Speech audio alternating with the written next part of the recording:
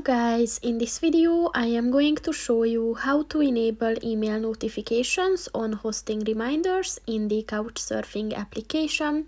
But first I just want to mention, don't forget to subscribe to my channel, because at 10,000 subscribers I am going to show you my whole YouTube revenue statistics and growth strategy, as well as how to make money online. Let's jump into it.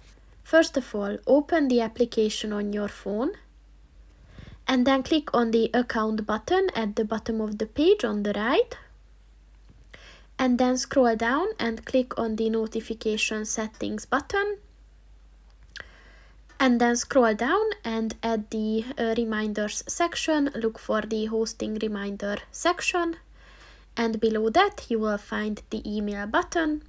And in order to enable it, just click on the white circle next to it. And once it turns black, the notifications are on. So that's pretty much it for this video, guys. See you in the next one. Goodbye.